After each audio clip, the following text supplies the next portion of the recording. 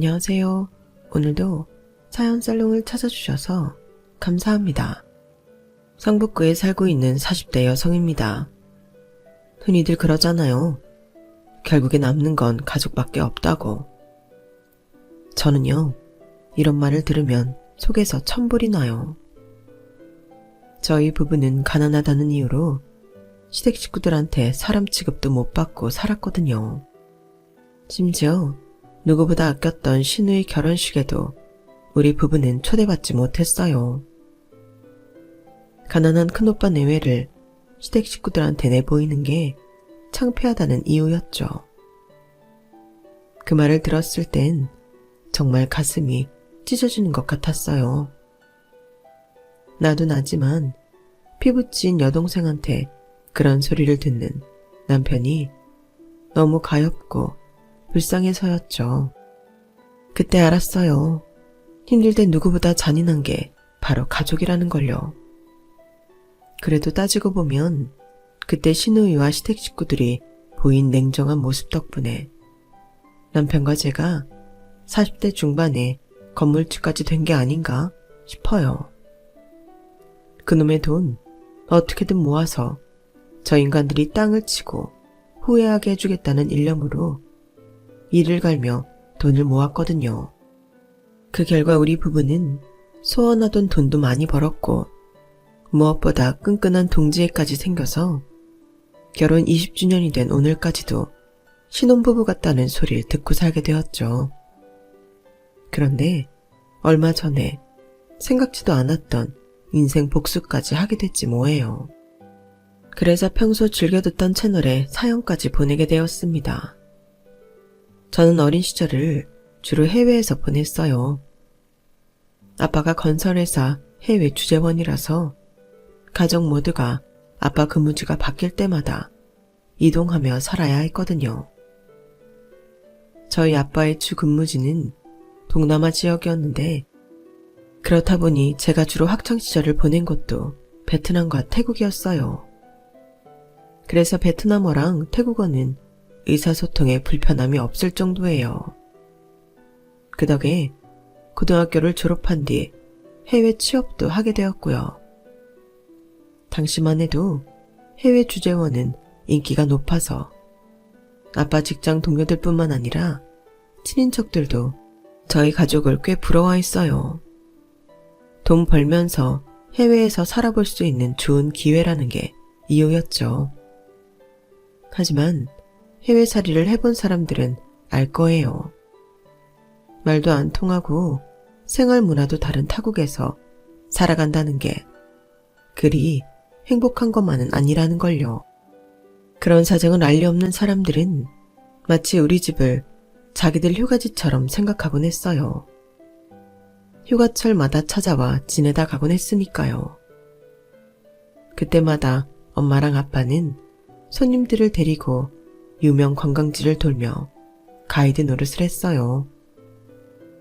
평소 우리 식구들도 자주 못 가는 비싼 리조트에 식당도 손님들을 생각해서 일정에 넣곤 했어요. 사실 타국에 살면서 매번 손님을 대접하는 게 그리 쉬운 일만은 아니에요. 지인들한테 우리는 해외에 사는 유일한 지인일지 모르겠지만 저희 부모님한테는 그렇게 찾아오는 사람들이 한둘이 아니었으니까요. 따지고 보면 그들은 우리 가족의 일상을 방해하는 귀찮고 피곤하고 돈도 많이 드는 불청객일 뿐이었어요. 그럼에도 불구하고 저희 부모님 딴에는 신경 써서 대접한다고 했지만 자기들 성에 안 차면 대놓고 서운한 소리를 해대기 일쑤였죠. 확실히 못 사는 나라라 그런지 위생관념이 엉망이네. 아까 난 식당 입구에서 바퀴벌레 보고 시겁했잖아. 경은이 엄마는 이런 데서 어떻게 산대요? 나는 절대 못 살아.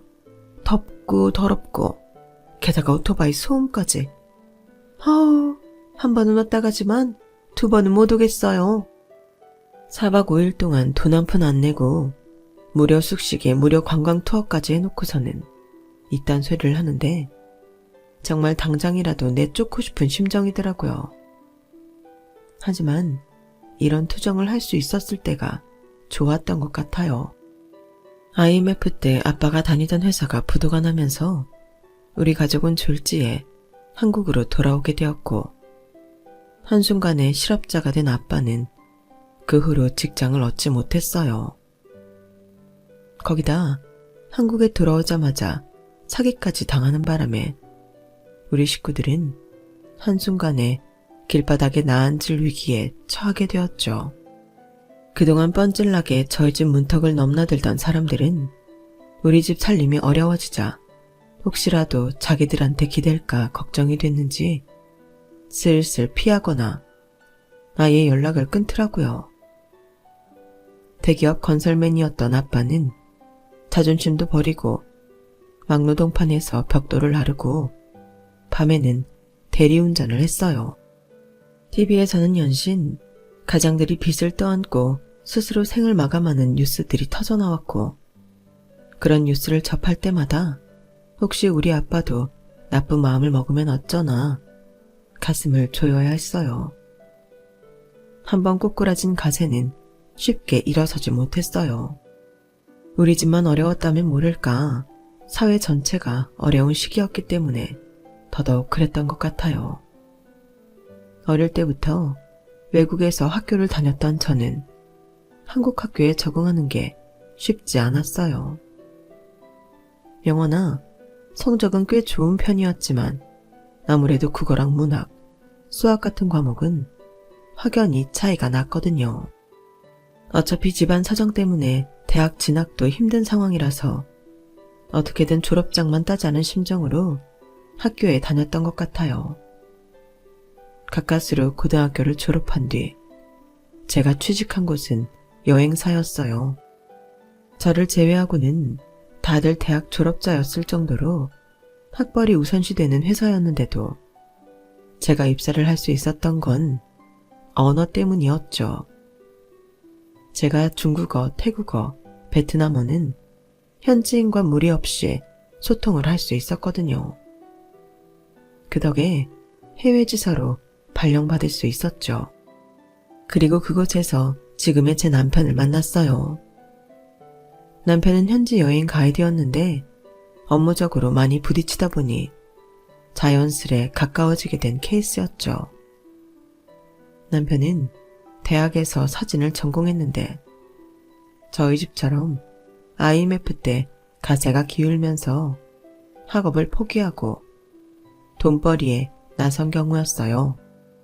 이남일녀 중 장남이던 남편은 적성에도 안 맞는 가이드 일을 하느라 엄청 고생을 하고 있었어요.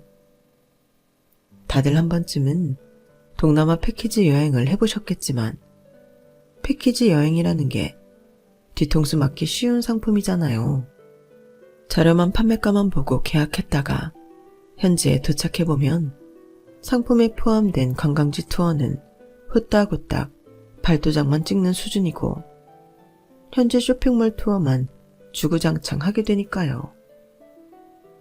라텍스 제품의 진주 목걸이, 악어 지갑 같은 제품들을 강매하다시피 떠넘기곤 가이드 팁도 강제적으로 뜯어가니 기분 좋은 여행이 될 리 만무하죠.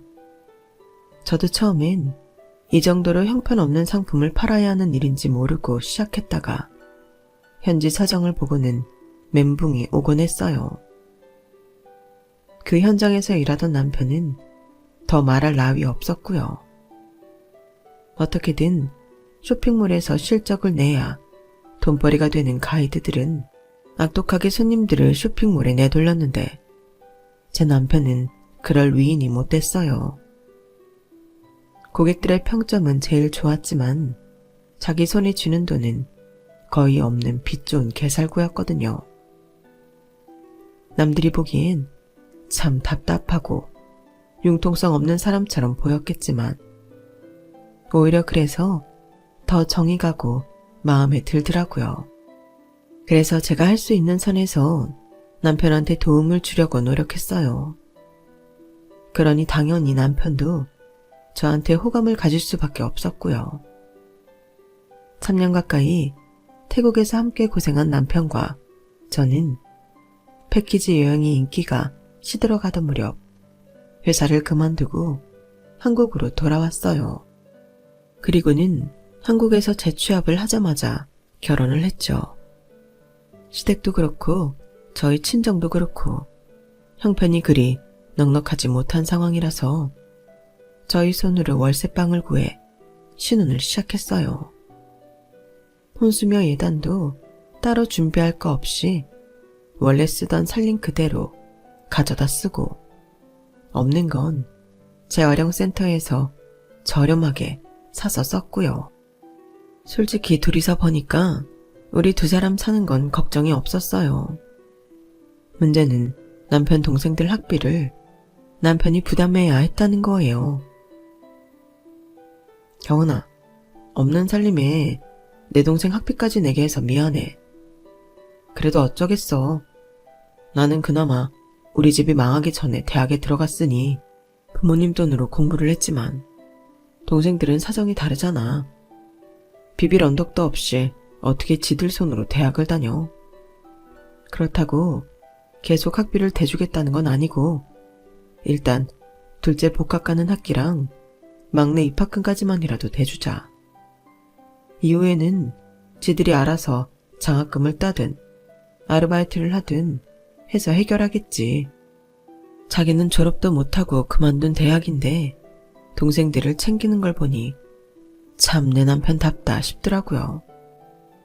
그래서 정작 우리 부부는 대학 졸업장도 없으면서 시동생과 시누이 대학 등록금을 대게 됐어요.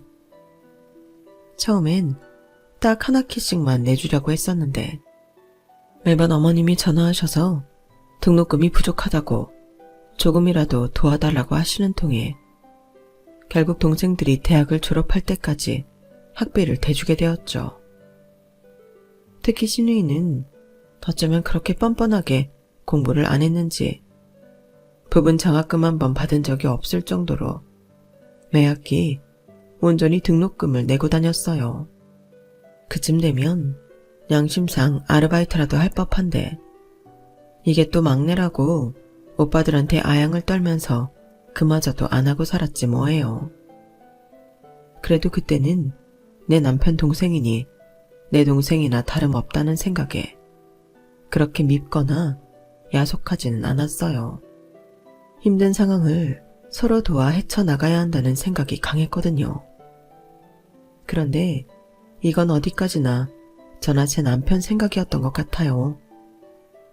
우리 부부의 지원 끝에 대학을 졸업한 시동생은 대기업에 입사를 하게 되었는데 초봉이 제 남편 월급보다도 더 많더라고요.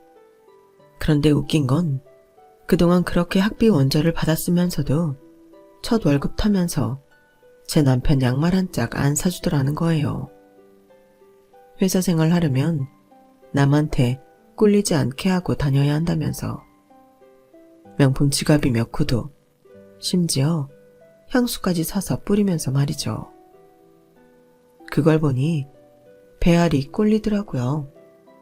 도련님 정말 너무한 거 아니야? 우리가 그만큼 해줬으면 못해도 양말 한 짝은 사다 주면서 그간 고마웠다고 말할 수 있는 거잖아. 어떻게 지 명품 지갑 살 생각은 하면서 우리한테는 입을 싹 닫냐? 에이, 그게 그렇게 서운했어? 좋다. 내가 다음 달에 당신 명품 지갑 하나 사줄게. 한 12개월 할부면 살 수 있겠지. 지웅이도 고마운 마음을 갖고 있을 거야. 지금은 지도 사회에 나가 처음 번 돈이니까 이것저것 사고 싶은 게 많아서 그런 걸 거야. 마음 넓은 당신이 이해 좀 해줘. 우리가 대가를 바라고 학비 대준 것도 아니잖아. 누가 뭐래? 그냥 좀 서운해서 그러지. 그리고 여보, 난 명품 지갑 같은 거 필요 없어. 그러니까 혹여라도 그런 거 사올 생각은 하지도 마.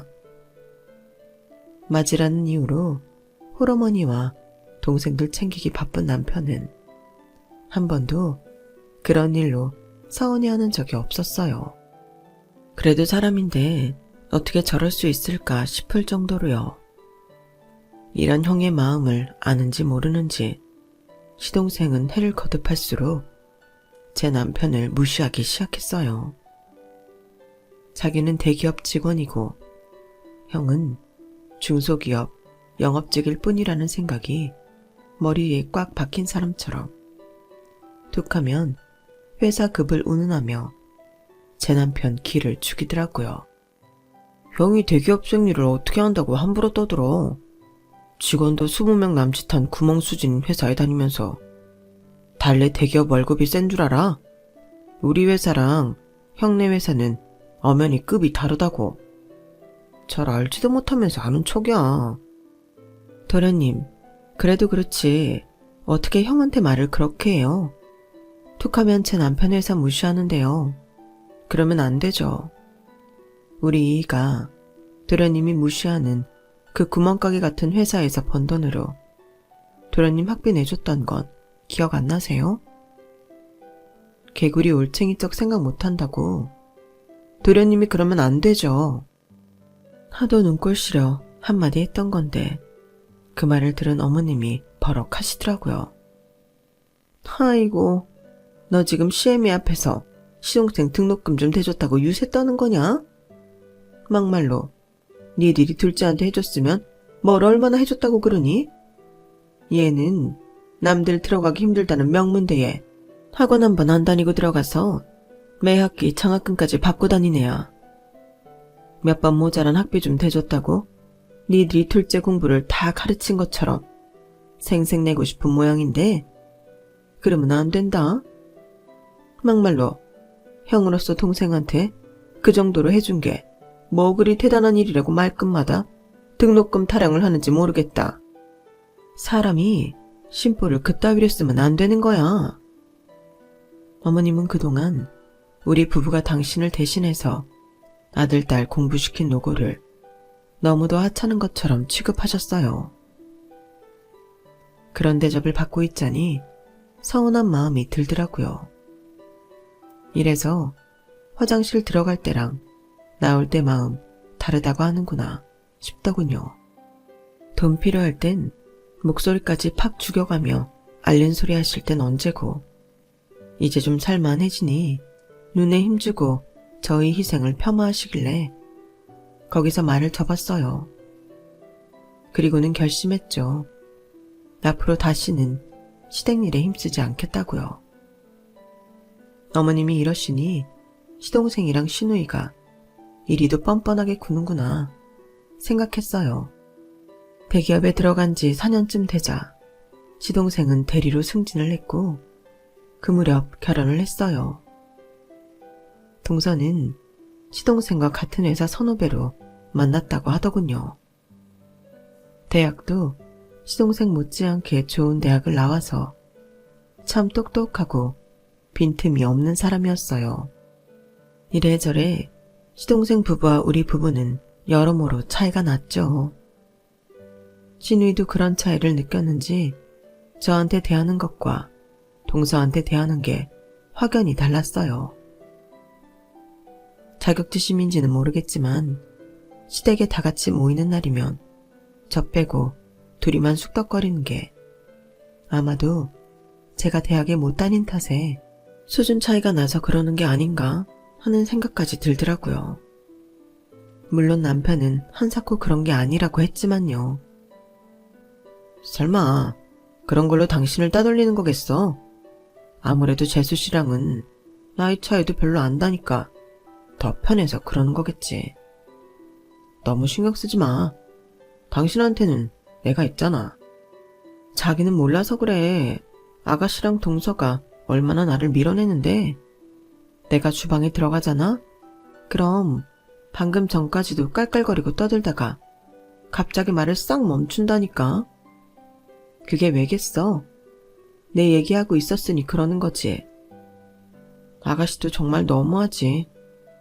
같이 지낸 시간도 내가 훨씬 더 긴데 어쩜 동서 들어오자마자 그렇게 상급기를 하냐? 나 정말 너무 서운해. 말은 그렇게 했지만 그때까지만 해도 조금 서운한 정도에 불과했어요. 1년에 몇 번 안 보는 사이인데 나이 어린 신우이랑 동서 사이를 시기해봐야 뭐하나 싶었으니까요. 그런데 아이가 태어나고 나니 서운한 마음이 더 커지더라고요. 저랑 동서는 3개월 차이로 출산을 했는데 그때 신우이한테 느낀 서운함은 쉽게 잊혀지지가 않더라고요. 제가 아들을 낳았을 땐 꽃 한 송이도 안 사왔던 신우이가 3개월 뒤 동서가 아들을 낳자 애 유모차를 선물로 사줬더라고요. 그것도 100만 원이 넘는 고가 제품으로요. 나한테 그러는 거는 참을 수 있지만 아무 잘못 없는 내 아이한테까지 차별을 하니까 그건 정말 못 참겠더라고요. 손이 벌벌 떨릴 정도로 화가 나고 표정 관리가 안 됐어요. 그래서 신우이한테 참고 참다가 한마디 했죠. 아가씨, 나 너무 서운해요. 큰오빠 아들이나 작은오빠 아들이나 다 똑같은 조카인데 어떻게 작은오빠네만 유모차를 사줘요? 그러자 신우이가 얼굴을 붉히며 그러더라고요. 언니, 뭐 그런 걸 하나하나 다 따져요. 큰올케가 민우 낳았을 땐 내가 취직한 지 얼마 안 돼서 돈이 없었고 작은올케가 유리 낳았을 땐 내가 모은 돈이 좀 있었으니까 그런 거죠. 언니, 보기보다 속이 참 좁네요. 고작 그런 거 가지고 서운하니만이 그런 소리를 해요? 이래서 자란 환경이 중요하다고 하나 보네요. 그렇잖아요. 넉넉한 집에서 자란 작은올케는 이런 거 가지고 트집 안 잡는데 큰올케는 아무래도 집에 어렵게 살아서 그런가 되게 쪼잔한 면이 없지 않잖아요. 난 나중에 돈 좀 있는 집 남자랑 결혼해야지. 안 그랬다간 큰오빠처럼 힘들게 살겠네. 어머 아가씨, 무슨 말이 그래요? 그럼 이게 다 내가 없는 집에서 자라 그렇다는 거예요? 솔직히 저요, 고1 때 우리 집 망하기 전까지는 동선에 못지않게 잘 살았어요. 나중에 아가씨도 애 낳아 보세요. 내가 차별받는 건 이해해도 내 자식이 차별당하는 건 피가 거꾸로 솟는다는 걸 알게 될 테니까. 제가 눈물이 그렁그렁한 눈으로 소리치자 신우이는 제 남편 눈치를 보며 슬쩍 꼬리를 내리더라고요. 큰올케도 참 내가 뭘 그렇게 잘못했다고 울기까지 해요. 알았어요. 민우 선물도 사주면 되잖아요. 사람 속은 다 뒤집어 놓고 은근슬쩍 빠져나간 신우이 때문에 저는 그날 밤 잠도 제대로 자지 못했어요. 내가 정말 성격이 이상한 걸까? 내 자격지심 때문에 시댁 식구들이랑 자꾸 트러블이 생기는 걸까? 끝도 없이 이어지는 고민을 하다가 결국 밤이 새버리고 말았어요. 그런데 그 일이 있고 얼마 지나지 않아 더 큰 사건이 터지고 만 거예요. 신우이가 결혼을 한다면서 집에 남자를 데려왔더라고요. 가족들이 다 모인 자리에서 신랑감한테 가족 소개를 하는데 큰오빠인 제 남편보다 작은오빠인 시동생을 먼저 소개하더라고요. 우리 작은오빠는 K대 경영학과 나와서 지금은 H그룹에 다녀. 어릴 때부터 동네 신동이란 소리를 들을 정도로 공부도 잘하고 운동은 또 얼마나 잘했나 몰라. 얼굴도 되게 잘생겼지? 우리 작은오빠는 우리 집안의 자랑이라니까. 입에 침이 마르도록 작은오빠 칭찬을 하던 신우이는 제 남편 소개를 할 때는 딸랑 이 말만 하더라고요. 이쪽이 우리 큰오빠야. 시동생 소개와는 너무도 차이가 나게 짧은 소개에 순간 목구멍이 콱 막히는 기분이 들었어요. 그런데도 남편은 사람 좋게 웃어주며 새로 들어올 식구를 반갑게 맞아주더군요. 식사를 마치고 차를 마실 때도 신우이는 작은오빠 내외하고만 대화를 나눴어요. 처음엔 저희 부부 눈치를 보던 신우이 남편감도 시간이 지나자 아예 몸을 돌려 시동생과만 말을 섞더군요. 그날 집에 돌아오는데 자꾸 눈물이 났어요. 차라리 대놓고 말을 하면 모를까. 사람을 앞에 두고 투명인간 취급을 하니까 더 속상하고 화가 나더라고요. 딱히 따질 명분도 없으니 속만 터지잖아요. 아이를 안고 앞서 걸어가는 남편의 등을 보니 그날따라 기운 없이 축 처진 것 같아서 그게 더 슬펐어요.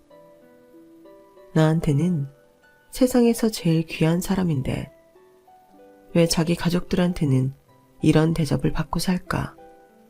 이해가 안 갔죠. 시댁에 인사를 온 뒤 신우이 결혼 준비는 본격적으로 시작됐어요. 그런데 한동안 예식장을 구한다고 여기저기 뛰어다니는 것 같더니 대뜸 이러는 거예요. 아무래도 한국에서는 결혼을 못하겠어. 마음에 드는 예식장 구하는 것도 힘들고 이것저것 하라는 것도 많아서 돈 들어갈 일 천지라니까. 그래서 나 그냥 외국에서 결혼하려고. 내 대학 동기 중에 태국 휴양지에 있는 리조트에서 결혼한 애가 있는데 한국에서 하는 것보다 돈도 덜 들고 그렇게 좋았대. 나도 그냥 직계 가족들만 모시고 파타야에 있는 리조트에서 할까 하는데 어때? 그러자 기다렸다는 듯이 동서가 맞장구를 쳤어요. 그거 좋네요. 굳이 비싼 예식장 빌려서 얼굴도 모르는 먼 친척들까지 부를 필요 있나? 실속도 챙기고 무엇보다 신랑 신부가 만족하면 그만이지. 난 아가씨의 의견에 찬성. 올케가 신우이랑 눈빛을 교환하며 분위기를 잡자 시동생도 슬쩍 합세하더군요. 나도 좋은 생각인 것 같아. 주말 끼고 월차 받으면 3박 4일은 시간 낼 수 있거든.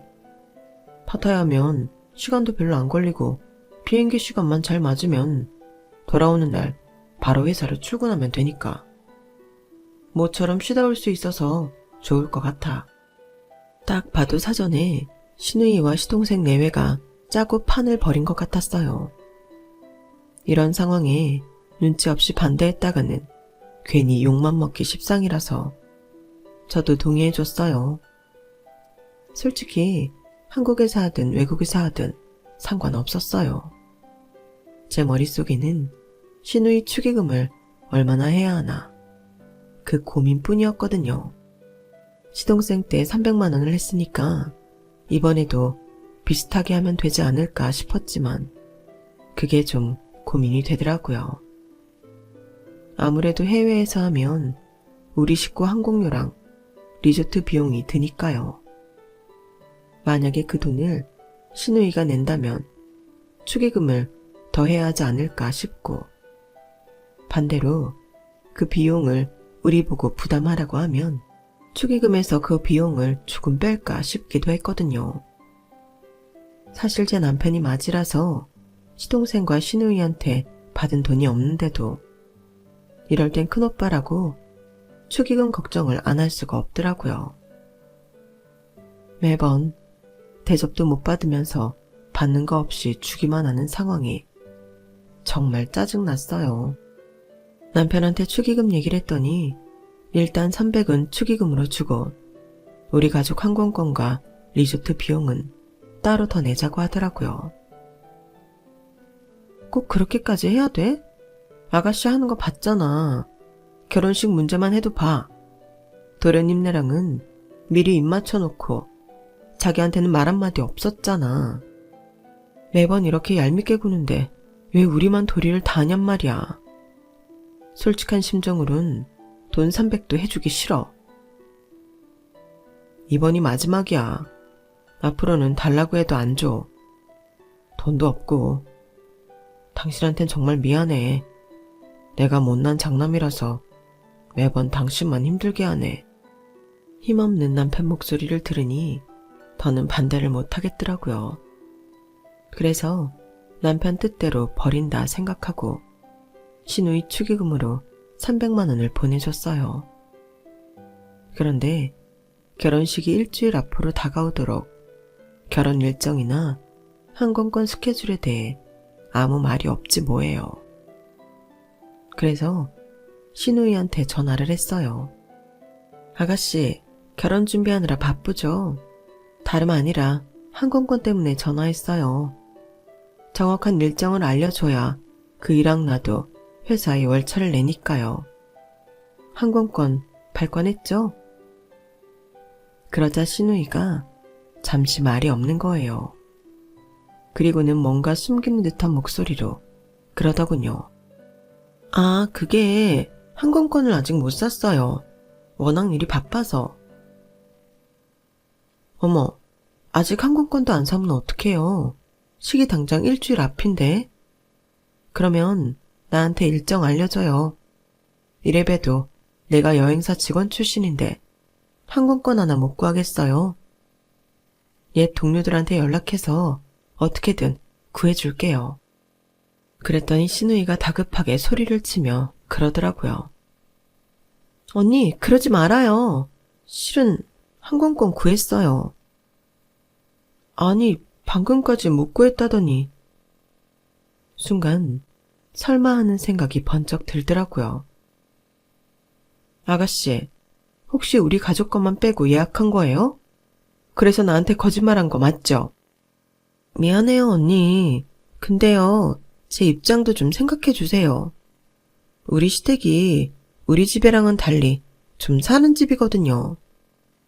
그 형제들도 다들 명문대 출신이고, 심지어 어머님, 아버님도 두 분 다 S대 출신이세요. 그뿐인 줄 알아요? 직업들도 다들 의사의 변호사, 대기업 임원이라고요. 세무사인 우리 그이가 제일 떨어지는 편이라니까요. 그런데 큰오빠랑 언니는 학벌도 그렇고 직업도 내놓기 창피하잖아요. 나도 우리 오빠인데 결혼식에 부르고 싶죠. 그치만 너무 급이 떨어지니까. 그 말을 듣는데 그동안 참았던 울분이 한꺼번에 목구멍을 타고 올라오는 것 같았어요. 이제 더는 이것들을 사람 대접해주면 안 되겠다는 생각이 들었죠. 그래서 이참에 너희들이랑 연을 끊는다는 심정으로 참았던 말을 쏟아냈어요. 아, 그래. 그랬구나. 근데 아가씨, 그렇게 내놓기도 창피한 오빠한테 돈 받는 건 창피하지 않았나 봐? 넙죽넙죽 잘도 받아먹고. 지금까지 대학 4년 동안 받았던 학비며 용돈. 게다가 취업 준비한다고 받아간 학원비까지. 아, 결혼 축의금 300도 있었지? 그 돈이 다 얼마야? 못해도 원룸 전세 보증금은 될 돈인데 그 돈 받는 건 안 창피했어? 네가 필요할 때 ATM처럼 돈 뽑았을 때만 오빠고 남들 앞에 나설 땐 감추고 싶은 치분이 네 큰오빠가? 이런 싹바가지 없는 열 다 봤나? 야, 너 지금 그걸 말이라고 떠드는 거니? 너란 년한테는 양심이라는 게 있기는 한 거냐고. 피 한 방울 안 섞인 남도 너처럼은 안 해. 받아 처먹은 게 있으면 미안해서라도 고마운 척은 한다고. 근데 뭐? 급이 떨어져서 내놓기 창피해? 네가 이렇게 대먹지 않은 년인 거 내가 몰랐던 거 아니야.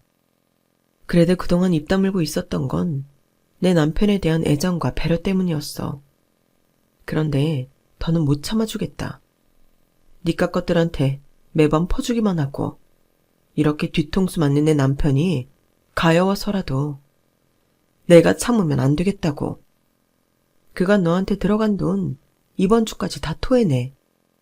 안 그러면 네 결혼식장 찾아가서 내가 입에 칼 물고 망나니 춤 한번 제대로 쳐줄라니까. 고매하신 네 시댁 어른들이 보면 아주 흡족하실 거다. 그러니까 결혼식 온전히 치르고 싶으면 돈 당장 보내. 개거품을 물고 그간 쌓인 감정을 쏟아낸 저는 전화를 끊고 한참을 주저앉아 울었어요. 늦은 밤 집에 돌아온 남편은 눈이 퉁퉁 부은 채 침대에 누워있는 저를 보고는 무슨 일이 있었냐고 묻더라고요. 그래서 울먹이며 신우이랑 통화했던 내용을 죄다 말해주었어요. 제 얘기를 들은 남편은 아무 말 없이 허공만 바라보더라고요. 그리고는 휴대폰을 들고 거실로 나갔어요. 그리고는 누구랑 통화를 하는지 제가 잠들 때까지 방에 들어오지 않았어요. 다행히 다음 날이 토요일이라서 저는 늦게까지 침대 위에서 눈만 멀뚱멀뚱 뜨고 있었어요. 밖에서 애 그릇소리가 들리는 걸 보니 남편이 아이한테 밥을 먹이고 있는 것 같더라고요. 그런데 잠시 뒤 초인종이 요란하게 울리는 거예요.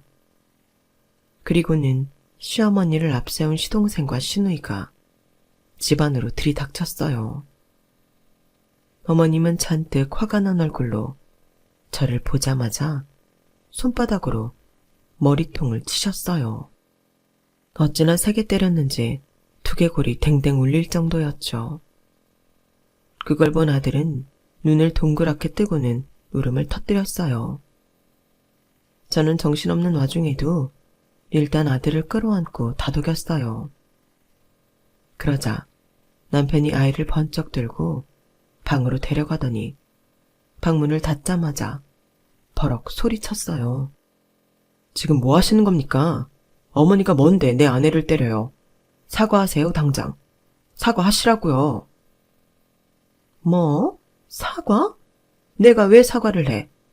결혼 앞둔 시누이한테 온갖 지랄을 떤 처년이 사과를 해야지. 살다 내가 이런 경우는 처음 본다. 어떻게 결혼하는 시누이 앞길을 망치겠다고 악다구니를 쓰니? 남도 아닌 올케라는 게. 너 당장 무릎 꿇고 싹싹 빌어. 어서 빌지 않고 뭐 해?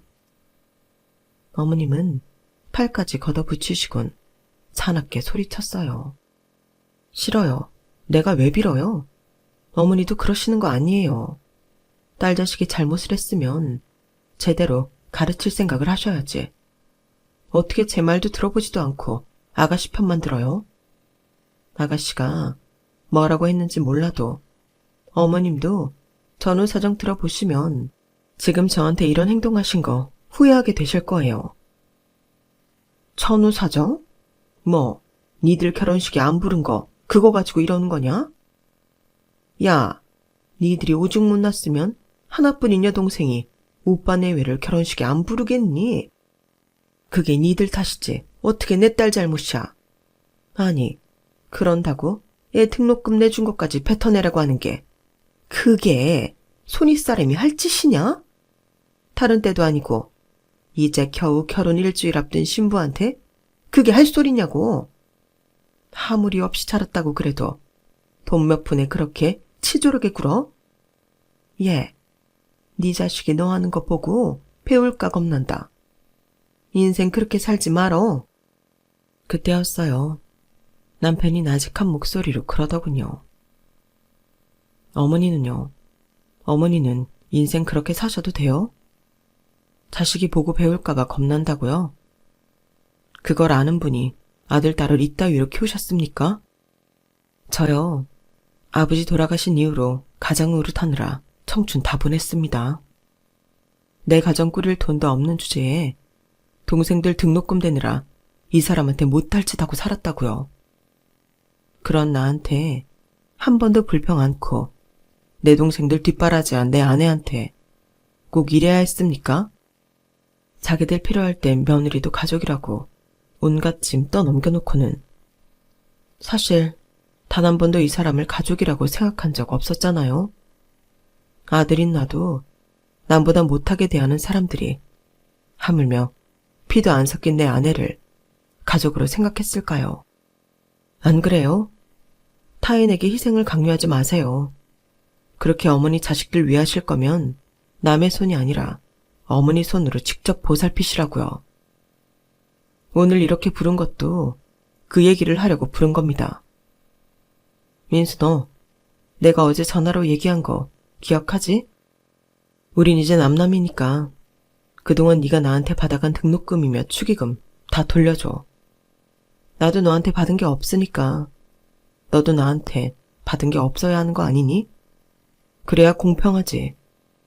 그리고 민영이 너도 이 사람이랑 통화했으니 잘 알 거다. 이번 주 내로 이 사람 통장으로 전액 송금해. 안 그러면 내가 가만히 안 있을 거야. 그동안 당신들이 나랑 내 아내한테 받아간 것들은 한 푼도 빠지지 않고 다 받아낼 거니까. 그렇게들 알아. 그리고 한 번만 더 내 아내한테 함부로 굴었다간 어머니도 니들도 인생 편히 못 살게 해줄 테니까 각오하라고. 오늘부로 나는 어머니 아들도 아니고 니들 형, 오빠도 아니니까 다시는 얼굴 보지 말고 살자고요.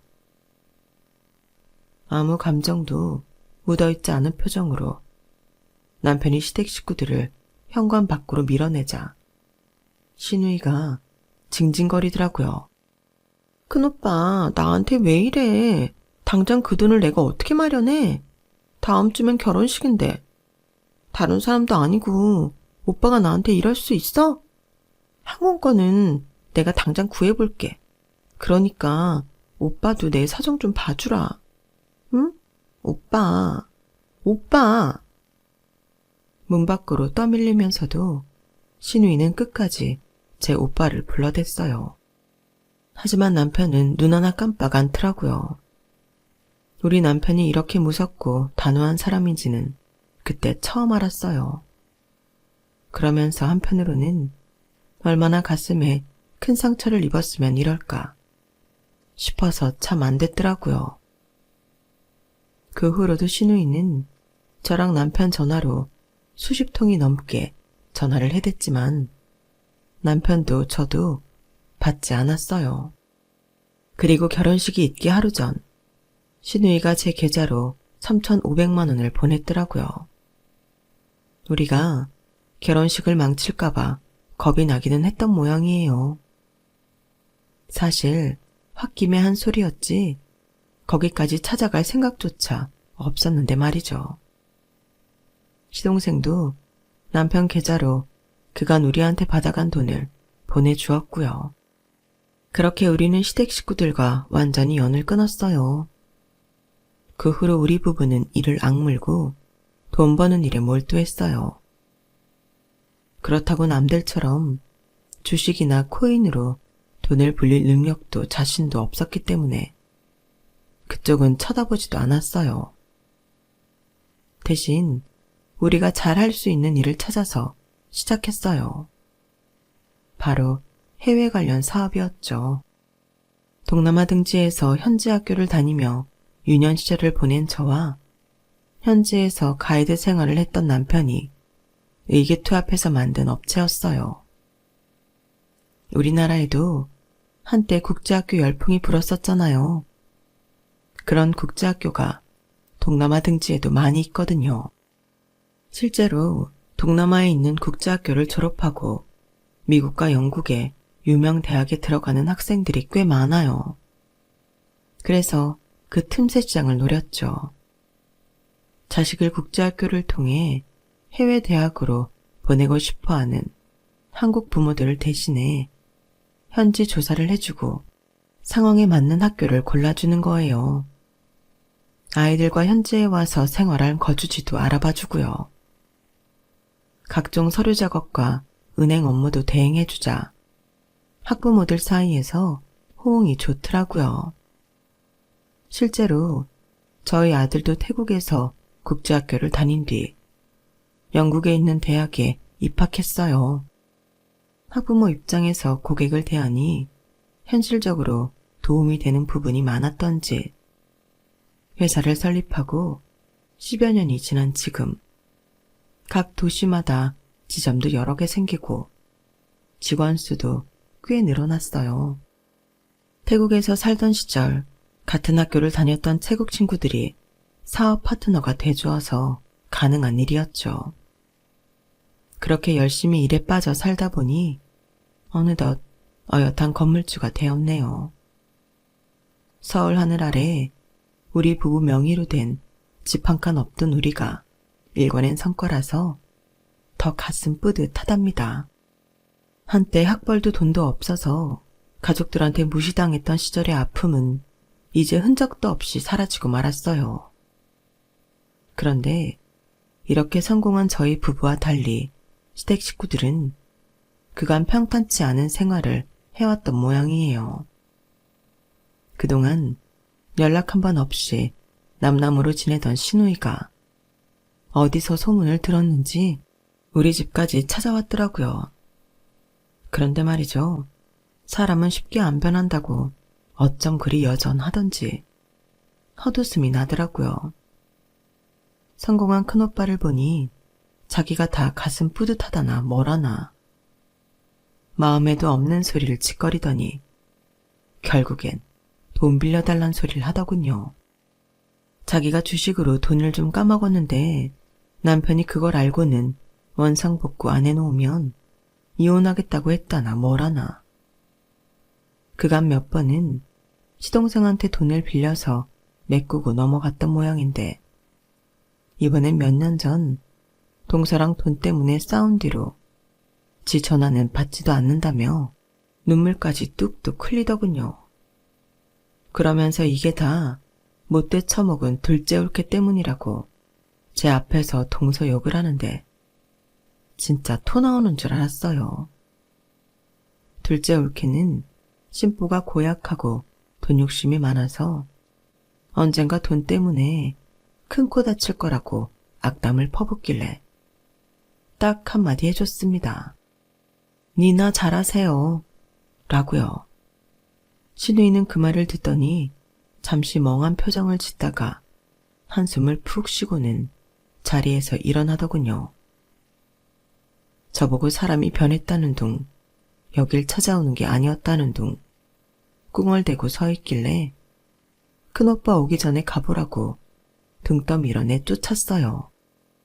올케랑 둘이서 쿵 하면 짝 하던 사이였는데도 이해관계가 맞물리니 결국 갈라지는구나 싶은 게 이것들과는 진작 연을 끊길 잘했다는 생각을 했어요. 이렇게 백지장보다 얇은 관계 때문에 속 태웠던 지난날이 한심하게 느껴졌죠. 나이를 먹어가면서 느끼는 건데 나랑 맞지 않는 사람들한테 굳이 나를 맞추며 살 필요는 없는 것 같더라고요. 차라리 대차게 연을 끊고 마음 편히 남으로 사는 것도 방법인 것 같아요.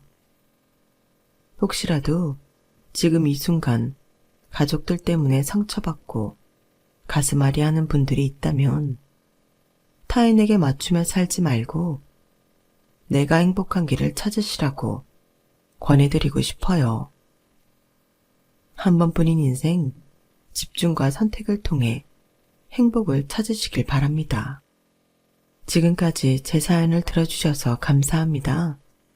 항상 행복하세요. 저도 그러려고 합니다. 여러분, 사연 댓글에 응원과 현명한 조언 부탁드려요. 좋아요와 구독은 저에게 큰 힘이 됩니다. 오늘도 좋은 일 가득하세요.